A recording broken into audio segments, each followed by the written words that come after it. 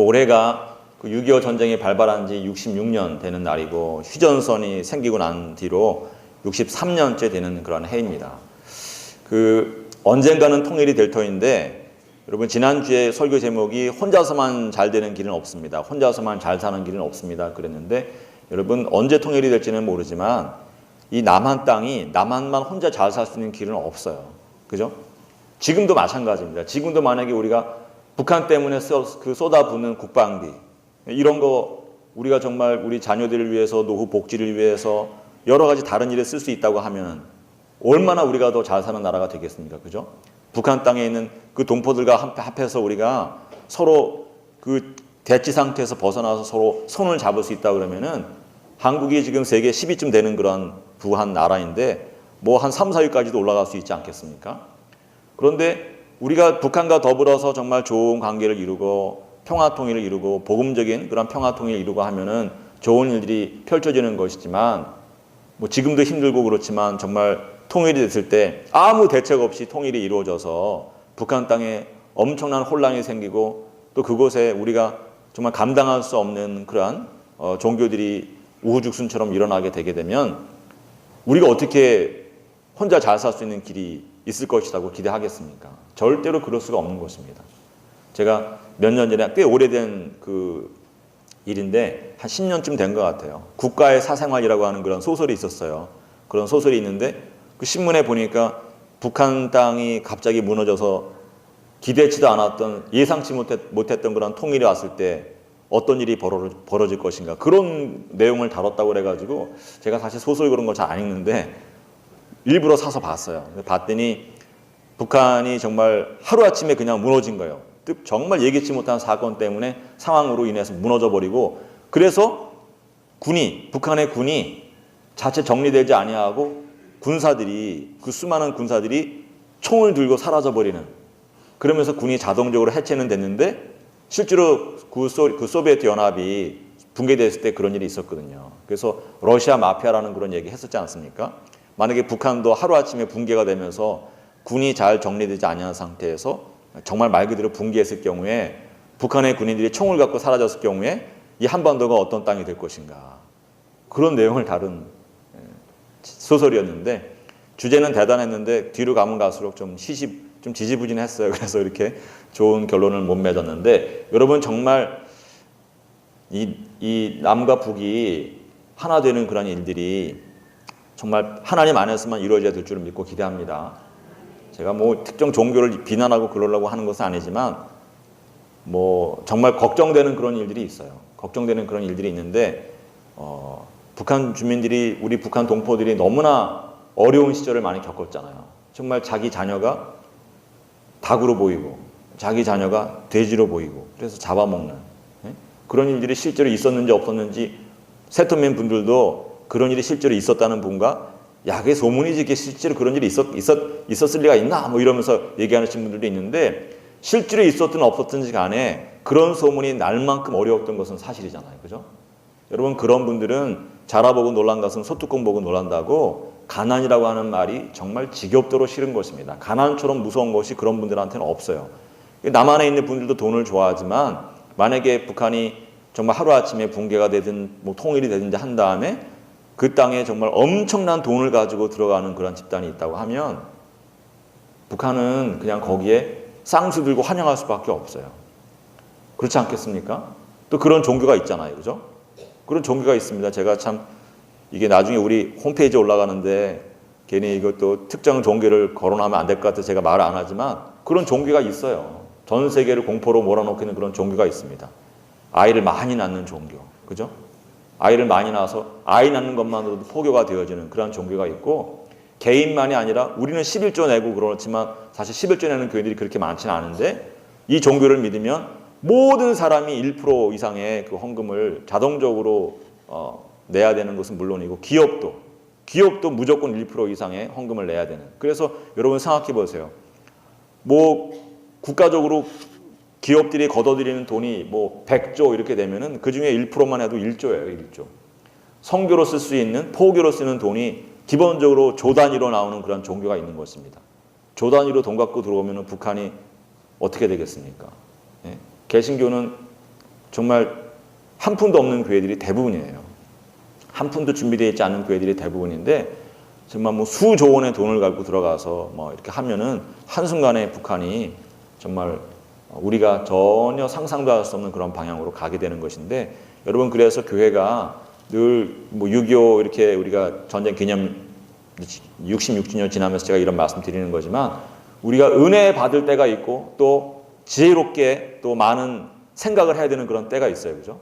제가 오늘은 은혜 받는 것도 중요하지만 우리가 정말 지혜롭게 미래를 대비하는 그러한 말씀을 나누는 것도 좋겠다. 그래서 오늘 모처럼 이런 이야기를 드리는 것입니다. 여러분, 우리 호산나 교회가 장차 하나님께서 놀랍게 들어 쏘주시는, 나중에 북한을 위해서 놀랍게 들어 쏘주시는 그런 귀한 교회가 될 줄을 믿고 기대합니다. 북한이 옳지 않게 되면은 남한이 잘 살 수 있는 길은 없어요. 결단코 분명코 그것은 없는 것입니다. 북한이 잘 돼야 우리가 잘 되고, 또 우리가 잘 된 만큼 북한을 잘 도와줘야지만, 지금 도와주자는 게 아니에요. 지금 도와주자는 게 아니라 저를 이상한 눈으로 보지 마시고,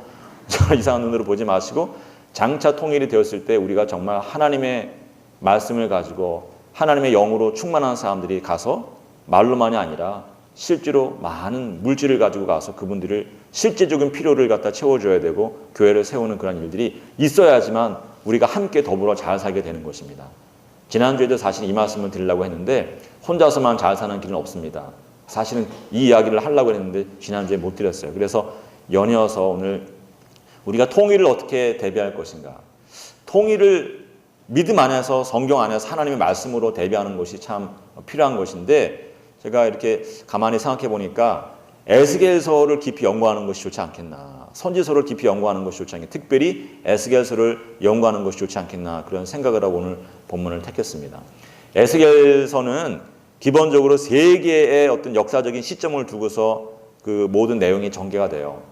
첫째는 뭐냐면 에스겔이 처음에 하나님께 부르심을 받는, 자기가 바벨론 땅으로 끌려갔는데 그곳에서 끌려가는 지 5년째 되는 해, 자기 나이 30이 되는 해에 하늘이 열리고 하나님의 모습을 보는 그런 놀라운 경험을 합니다. 그리고 그 땅에서 사로잡힌 자 중에 있던 그 어려운, 그 정말 모든 것이 자기의 뜻과는 전혀 상관없이 나라가 망해버렸기 때문에 제사장의 삶을 살아야 되는 사람이 그발 강가에서 정말 그 댐을 만드는 그런 일들에 차출되어서 언제 죽을지 모르는 어려운 일들을 감당하는, 너무나 완전히 나락으로 떨어진 그런 인생을 산 것이 에스겔의 인생이고, 또 바벨론을 끌려간 많은 귀족들의 인생이었는데, 그 상 가운데서 이 사람이 땅을 바라보면서 낙심하지 아니하고 하늘을 바라보며 살던 중에 정말 하늘이 열리고 하나님을 보는 그런 귀한 경험을 하는 것입니다. 그 이야기들이, 그때 하나님께 주신 말씀들이, 아직까지 유다는 망하기 전이거든요. 그 에스겔이 끌려온 뒤로도 11년 더 지나고 나서 유다가 이제 망하게 되는데, 그때까지의 내용들은 유다 정신 차리라는 내용들이 그것이 이제 계속 펼쳐지는 거예요. 한 24장까지. 그리고 나서 실제로 이스라엘이 이제 망하는, 남유다가 망하는 그런 사건이 발생합니다. 33장에 보면은 33장 20절 21절 그 무렵에 보면은 그 유다가 망하면서 도망쳐온 사람을 통하여서 남유다가 드디어 예루살렘에 함락되었다, 우리 완전히 진짜 망해버렸다 하는 그런 소식을 듣고, 그때서부터 33장에서 39장까지는 어떤 내용이 펼쳐지느냐 하면, 이미 망해버린 사람들한테, 망해버린 국민들한테 니들 이것 때문에 망한 거야, 저것 때문에 망한 거야, 자꾸 그렇게 이야기하면 힘들잖아요. 그죠? 그래서 모든 예언자들이 망하기 전에는 정신 차리라고 회개를 촉구하는 말을 하지만 망한 다음에는 위로와 소망의 메시지를 전하는 것입니다. 그래서 37장에 보면은 그 마른 뼈가 붙어지는 그러한, 그 골짜기에서 마른 뼈가 살아나는 그러한 환상을 보여주지 않습니까? 그것은 뭐냐면은 망해버린 이스라엘의 부활을, 망해버린 이스라엘이 회복되는 날에 관한 그러한 소망의 메시지였던 것입니다. 그리고 나서 이제 세 번째 중요한 그 예언의 그 상황들이 뭐냐면은 오늘 본문을 담고 있는 그런 상황이기도 한데, 에스겔이 포로로 잡혀간 지 25년째 되는 해에 또다시 놀라운 환상을 보게 되는 것입니다. 새 시대에 관한, 이미 나라는 망해버렸어요. 나라는 586년경에 망해버리고 그로부터 15년이 지나고 에스겔의 나이가 한 50살쯤 되었을 무렵에 마지막 환상을 보는데, 그 내용이 어디서부터 어디까지 있냐면 40장에서 48장까지 있는 거예요. 그 망해버린 뒤의 일이기 때문에 그때부터 이제 그 이 40장에서 48장까지 나오는 에스겔의 환상은 새로운 시대에 관한 그런 비전을 메시지를 전하는 것인데 뜻밖에도 하나님께서 에스겔에게 망한 나라의 포로로 끌려온 에스겔에게 주시는 그 메시지가 뭐냐 하면 기본적으로 두 가지예요. 하나는 뭐냐 하면은 이스라엘의 회복인데 특별히 어떤 회복이냐면 남과 북이 망하기 전에도 북이스라엘과 남유다로 갈렸었잖아요. 그죠? 그리고 북이스라엘이 망하고 나서 한 150년 세월이 흐른 다음에 남유다도 망하는 것인데 이스라엘이 회복되어질 때에는 남유다만 회복되는 것도 아니고 북이스라엘만 회복되는 것도 아니고 12지파가 다 온전히 회복되어져서 한 나라를 이룰 것이다. 통일된 한 나라를 이룰 것이다. 그런 말씀을 하시는 것입니다. 실제로 그 40장에서 48장까지 나오는 내용을 보면은 사실은 37장에서 이미 그 하나님의 손 안에서 남과 북이 하나 되는 하나님의 손 안에서 에스겔의 손 안에서 하나 되는 그런 비전을 먼저 주시지만 그 14년 후에 그 비전을 다시 한번 확인시켜 주시는데 땅을 분배하세요. 12지파를 위해서 땅을 분배하시는데 이스라엘 땅, 옛날 그 고토 이스라엘 땅보다 훨씬 더 넓은 지역의 땅을 이야기하시면서 우리가 알지 못하는 이방인의 땅까지도 이야기를 하시면서 그 땅을 전부 수평으로 쫙 12등분을 합니다. 12등분을 해서 위로 7지파에게 주고 밑으로 7지파에게 주세요. 왜 6으로 안 나누고 7, 5으로 나눴는지는 제가 많이 연구를 해봤지만 알 도리가 없고 어쨌든 간에 7, 5으로 이렇게 나눠서 주시는데 중요한 것은 뭐냐 하면은 그 7, 5 사이에 특별한 구역을 주시는 거예요. 아주 특별한 구역을 두시는데 그 구역을 하나님께서 뭐라고 말씀하시냐면 너희가 하나님께 예물로 드릴 땅이다. 그렇게 이야기를 합니다. 하나님께 예물로 드릴 땅을 그 중간 지역에 놓는데 그 중간 지역에 특별히 그 중에서도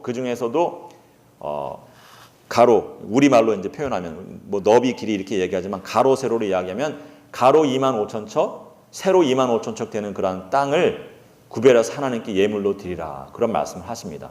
척이라고 하는 단위가 그 에스겔서 40장 5절에 설명이 되어 있어요.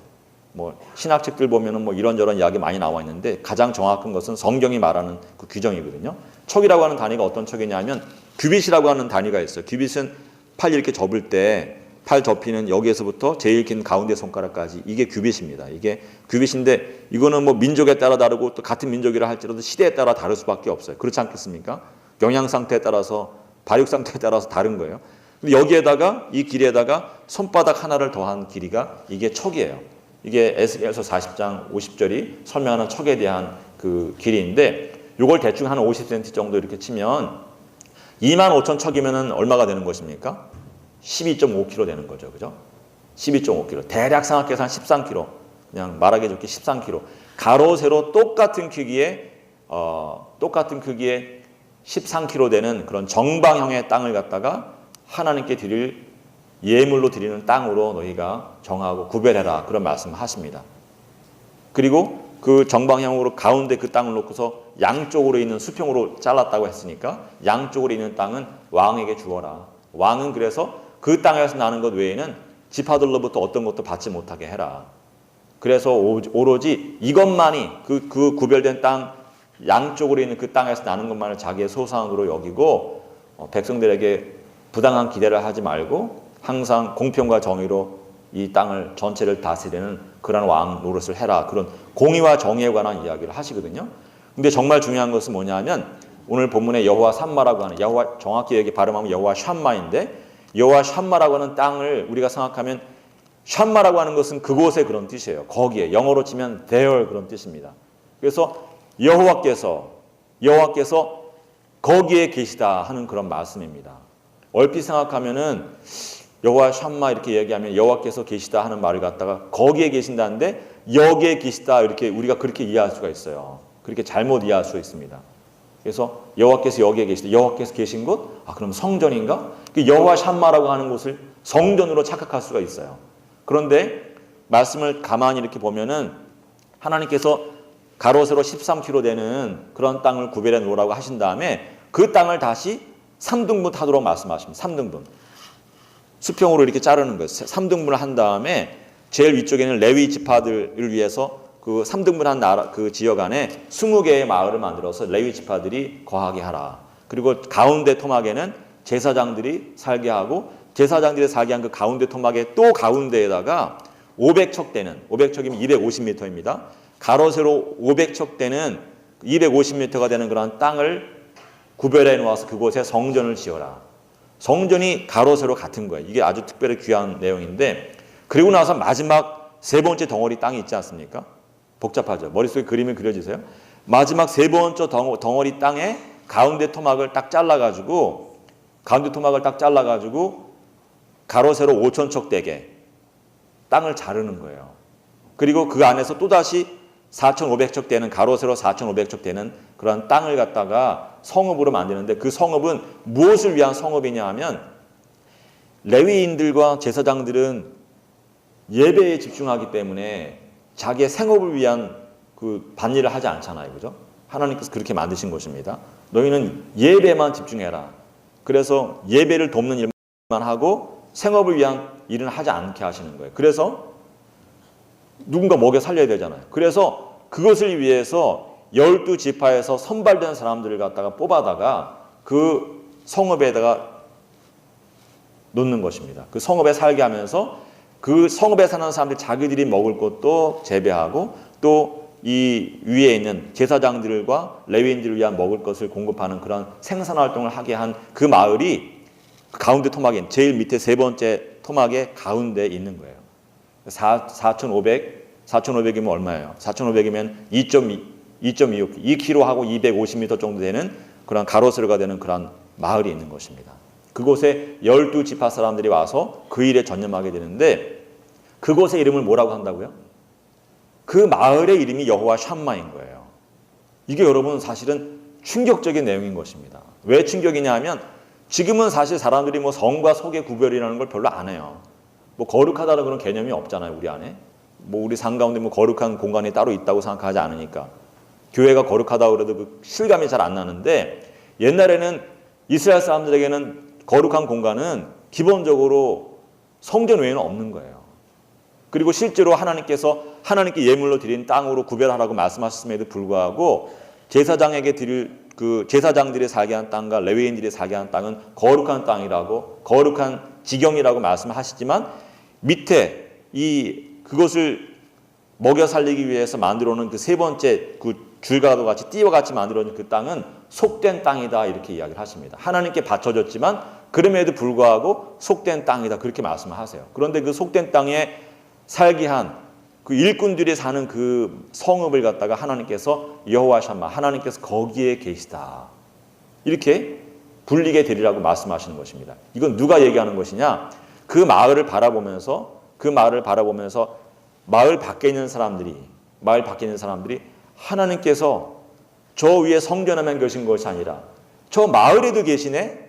그런 말을 하도록 그런 그렇게 마을의 삶이 이루어져야 된다. 그런 말씀을 하고 계신 것입니다. 여호와 샴마라 하리라 그렇게 말씀하시거든요. 여러분 12지파가 그동안에 남과 북으로 갈려졌던 그러한 12지파입니다. 서로 싸우던 그런 지파들입니다. 그리고 심지어는 이방인의 땅에 흩어져서 서로 다른 문화, 이제는 이스라엘의 문화만이 아니라 전혀 다른 문화도 몸에 익은, 그래서 하나로 되었다고 하지만 정말 같이 이야기할 수 있는 공통의 가치도 별로 없고 공통의 문화도 별로 없는 그러한 사람들이 다시 모여서 사는데 하나님께서 그 안에서 어떤 일들이 이루어져야 되느냐? 서로 사랑하고 서로 귀하게 여기고 서로 섬기면서, 그래서 그 삶의 아름다운 모습으로 인하여서 밖에 있는 사람들이 보면서 야, 어떻게 저렇게 살 수 있지? 저 사람들이 저렇게 다른 사람들이 저렇게 원수같이 지내던 사람들이 어떻게 저렇게 살 수 있지? 그러면서 하나님께서 계시기 때문에 저것이 가능하구나. 그렇게 고백하게 되는 그러한 삶의 모습이 그 성읍 안에 있어져야 되리라 그런 말씀을 하시는 것입니다. 그 주님께서 성전만 가로세로 정방향으로 똑같이 공평을 의미하는 것이거든요. 하나님은 누구에게나 공평하신, 그래서 하나님께서 그 왕들에게 준 땅에도 말씀하실 때 왕들이 공평과 정의로 가난한 사람을 돌보는 것에 관해서 이야기하시는 것입니다. 근데 그래 이야기하시면서 그러한 정신을 구현하는 그러한 상징적인 그 수단으로 교육 방법으로 정방형으로 성전을 만들게 하시는데 이 성읍조차도 사실은 성전과 똑같은 그런 이미지를 갖고 똑같은 그 내용을 갖고 만드시는 것입니다. 정방형으로 가로 세로 똑같이 4,500척, 4,500척 그렇게 만드시고, 그리고 그곳에 12개의 문을 다시는데 12개의 문을 다는 셋 이렇게 주시는 거예요. 그런데 그 셋이 왜 이렇게 짝지어졌는지 아무도 알지 못해요. 실제로 여러분 민수기에 보면은, 민수기에서도 보면은 백성들이 성막을 중심으로 해서 동서남북으로 세 집밭이 갈라져서 진치게 되지 않습니까? 그 진하고도 다르고 어떤 곳에도 이런 배열이 나오지가 않아요. 하나님께서 왜 이런 진을, 이런 그 배열을 갖다 주시느냐? 따지지 마라. 나 누구랑 옆에 있고 싶다.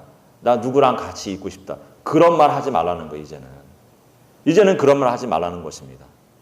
항상 누구와도 잘 지내는, 누구와도 같이 더불어 살아가는 그런 사람들이 새 시대에는 나에게 필요한 것이다.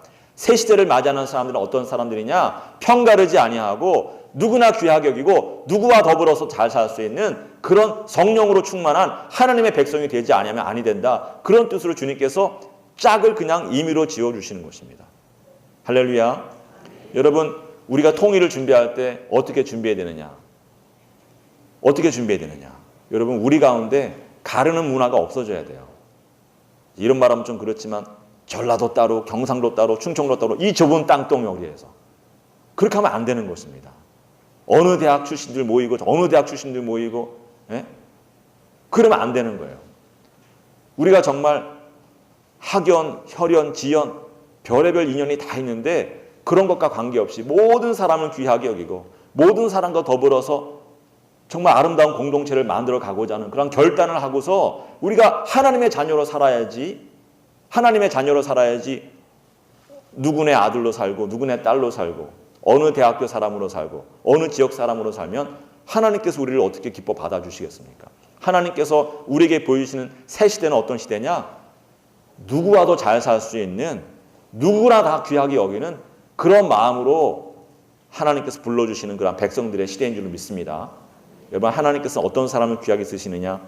모든 사람을 귀하게 여기고 누구와도 더불어 잘 살 수 있는 열린 마음을 가지고 사랑이 가득하고 긍휼이 가득한 그런 심성을 가진 사람, 그런 하나님의 마음을 본받기를 원하는 그런 사람들, 그런 사람들을 귀하게 쓰시고 그런 사람들 지도자로 세워줄 줄 믿습니다. 여러분, 남한과 북한이 하나 되었을 때 우리 가운데 서로 갈라지는 모습을 보이면 북한 사람들이 우리를 존경하겠습니까? 저것들 돈만 있지 정신 상태가 썩어버렸어. 지금도 그런 얘기 하시거든요. 저것들 돈만 있어. 뭐 이런 얘기 하시는데, 여러분 정말 이 땅이 존경받는 그런 땅이 되야 될 줄은 믿습니다. 하나님께서 말씀하시는 대로 누가 짝을 지어도 더불어 잘 살 수 있고 항상 공평하게 누구나 귀하게 여기는 그러한 주의 백성들이 되어야지만 우리가 존경받는 교회를 만들어갈 수가 있는 것이고 존경받는 그런 아름다운 땅을, 귀한 땅을 만들어갈 수 있는 줄 믿습니다. 우리가 항상 천국 가는 거 생각해야 돼요. 우리가 오늘 저녁에 갈지 10년 후에 갈지 100년 후에 갈지 아무도 모르는데 하나님께서 우리를 불러주실 때 우리가 하나님 앞에 너 내 말대로 순종하며 살았냐? 너 내가 너에게 준 사명 잘 감당했냐? 너 나에게 늘 기쁘고 감사한 마음으로 살았냐? 그거 물어주시지 너 어느 지역, 어느 대학 그런 거 물으십니까 우리에게? 너 니네 아버지 누구야? 니네 어머니 누구야? 네 형이 누구야? 그런 거 물으시지 않으시잖아요. 그죠? 여러분, 우리가 항상 하나님 나라를 소망하면서 하나님의 자녀로 살아가는, 누구나 귀하게고 누구나 더불어서 잘 살고 나로 인해서 잘 되는 사람이 있기를 위하여서, 나로 인해서 성공하는 사람, 나로 인해서 행복한 사람이 있도록 늘 마음에 염두에 두고 그렇게 살아가는 귀한 주의 자녀들이 될 줄 믿고 기대합니다. 그게 여호와 샴마예요. 그래서 여러분, 하나님께서는 우리가 어떤 사람이 되길 원하는가? 호산나 교회에 와야지만 하나님이 보이는 것이 아니라 호산나 교회 교인들이 가는 곳에서 하나님을 보게 되는 그런 귀한 인생을 주님께서 우리에게 기대하신 줄 믿습니다. 우리가 우리 집에 가정에 들어가면 우리로 인하여서 우리의 가정에 기쁨이 넘치고, 그래서 하나님 믿지 않는 사람들도 야, 호산나 교회 교인들은 집에 가보면 하나님이 그 집에 계셔. 여호와 샴마야. 그런 이야기를 하는 일들이 우리 교인들의 가정에 있을 줄을 믿고 기대합니다. 우리가 직장 생활을 하고 우리가 학교 생활을 하게 되면 우리 자녀들이 가는 곳에 우리 자녀들로 인하여서 야, 하나님은 학교에도 계시구만. 그러면서 아이들이 하나님께 살아계시는구나. 여호와 샴마, 하나님께서 저 아이가 있는 곳에 계시다. 하나님께서 저 청년이 가는 곳에 계시다. 그러면서 우리가 가는 곳마다 여호와 샴마가 이루어지는 그런 귀한 역사가 있어야만 될 줄을 믿습니다. 우리의 나라가, 이 땅이 호산나 교인들로 인하여서, 하나님을 믿는 하나님의 자녀들로 인하여서 여호와 샴마로 고백되어지는 그러한 귀한 역사가 있어야지만, 그래야지만 우리가 아름답고 귀한 평화 통일, 복음 안에서 통일을 이뤄낼 수 있게 되는 줄을 믿습니다. 여러분, 에스겔서 그 47장에 보면, 제가 요 이야기만 하고 마치려고 하는데, 제가 어제 새벽 3시 반까지 공부했어요. 제가 이 말씀은 내가 그냥 조금만 공부하면 될 거야 그렇게 생각했는데, 공부하면 할수록 모르겠는 거예요. 그래서 에스겔서 처음부터 자꾸 읽고 읽으면 읽을수록 모르고, 내가 본문을 잘못했겠구나 그러면서 한숨을 쉬면서 그랬는데, 정말 드리고 싶은 말씀이 많은데 한 가지만 딱 말씀드리겠습니다. 여러분, 에스겔서 47장에 보면은 너무나 놀라운, 너무나 귀한, 우리가 반드시 기억해야 되는 그런 사건이 기록이 되어 있는데, 환상이 기록되어 있는데, 그 성전이 보이는 거예요. 성전이. 에스겔에게 하나님께서 성전을 보여주시는데, 그 성전 문지방에서 무엇이 나옵니까? 물이 새어 나오는 거예요. 물이. 성전 문지방에서 물이 새어 나오는데, 천사와 함께 1000척을 걸으니까, 500척을 걷고 나니까 그 발목까지 차던 물이 무릎까지 차고, 또 1000척 500m를 걸어가니까 허리까지 차고, 나중에는 정말 헤엄치지 않으면 걸어갈 수 없는, 걸어가지 못하고 헤엄을 쳐야만 되고, 또 조금 더 가니까 헤엄쳐서 건너지 못하는 너무나 넓고 큰 강이 만들어져서 결국 물 위로 올라와서 땅 위를 걸어가는 그런 일들이 기록되어 있는데, 여러분, 성전 밑바닥에 생명수가 흐른다는 말씀 제가 많이 드렸죠. 그죠? 많이 드렸습니다. 우리 눈에 보이지 아니하지만 성전에는 생명수가 흐르고 있는 거예요. 에덴의 강물이 이 안에서 솟구쳐 흐르는 것입니다. 그 강물은 급격하게 급하게 흐르는 그런 강물은 아니에요. 막 용서성 치는 그런 물은 아닙니다. 그러나 그 물은 끊임없이 솟아나오는 생명수인 것입니다. 시간이 지나면 우리 감당할 수 있는 그런 물은 아니지만, 잘 천천히 흐르고 그런 물이지만, 나중에 되면, 시간이 흐르면 강을 이루는 그런 물인 것입니다. 생명수인 것입니다. 그 성전에서 흘러나오는 물이 어디로 흘러갑니까? 동쪽으로 흘러가는 것은 동쪽으로, 계속해서 동쪽으로 흘러갑니다. 아라바를 지나서 어디로 갑니까? 사해, 우리가 지금 사해라고 이야기하는 그곳으로 흘러 들어가는 것입니다. 사해는 말 그대로 죽음의 바다잖아요. 그죠? 그 죽음의 바다인 것이, 그곳은 해수면보다도 바다가 낮은 곳에 있어요. 그 사해 바다는.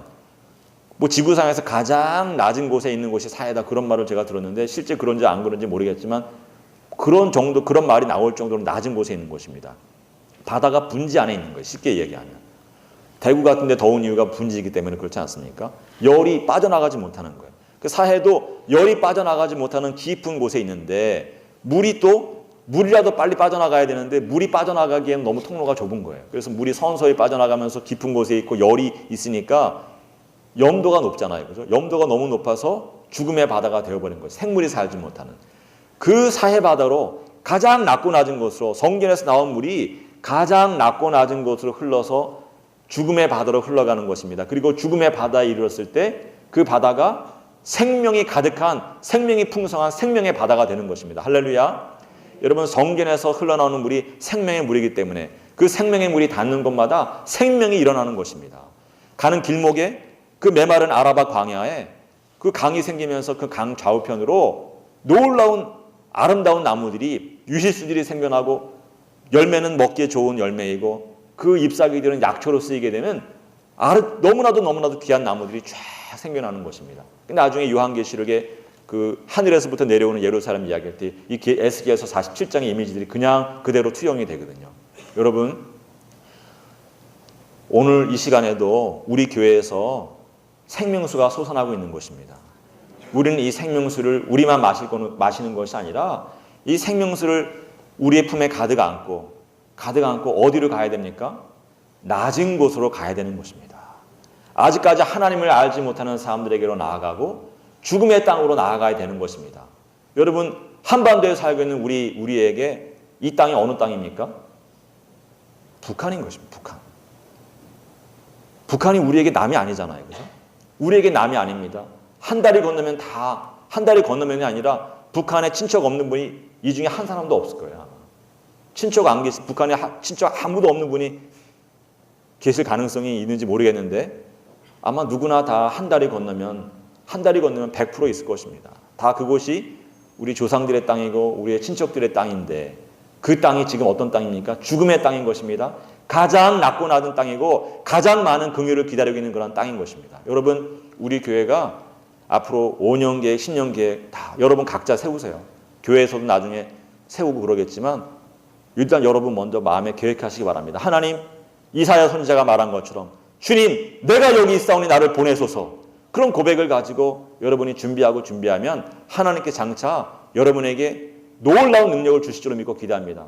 건강에 복을 주시고 물질에 복을 주시고 정말 감당할 수 없는, 세상이 감당할 수 없는 큰 믿음으로 복을 주셔서 여러분을 통하여서, 우리 교회를 통하여서 북한 땅에 살아나는, 사해바다가 살아나듯이 북한 땅에 살아나는 그런 귀한 역사가 있어지고 북한 땅의 삶으로 인하여서, 살아남으로 인하여서 우리 남한에 있는 우리의 삶도, 우리 자녀들의 삶도 영원히 더 잘 되어지고 더 귀하게 되어지는 자자손손 대대로 평안 가운데서 번영을 누리는 하나님의 나라를 이뤄가는 그런 귀한 역사가 이루어졌으면 믿고 기대합니다.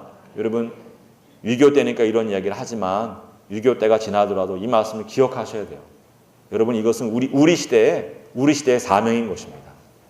우리 시대에 반드시 통일이 이루어질 수밖에 없잖아요. 그죠? 언제가 될지는 모르지만 통일이 이루어진다는 것에 대해서 의문을 제기하는 분은 없어요. 반드시 이루어질 수밖에 없습니다. 5년이 됐든 10년이 됐든 20년이 될지 그건 아무도 모르지만 분명한 것은 언젠가는 이루어진다고 하는 것입니다. 그때를 대비하여서 늘 우리가 성령 충만하여서 앞으로 전진하는, 성령 충만해서 앞으로 전진하고 낮은 곳으로 흘러가서 생명을 살리는 그런 귀한 우리 교인들이 될 것을, 하나님의 자녀들이 될 것을 주님의 이름으로 믿고 기대하고 축원합니다. 늘 우리 안에서 훈련되어질 것을 믿고 기대합니다. 내 옆에 있는 분을 가장 귀하게 여기고 누구와도 잘 지내고 누구와도 묶어주어도 항상 평안하게 기쁨으로 서로 화목하게 잘 지내는 그런 훈련을 통해서 우리가 장차 통일한국 시대 주님께서 귀하게 쓰시는 그런 귀한 주의 자녀들, 주의 일꾼들이 될 줄을 믿고 기대합니다.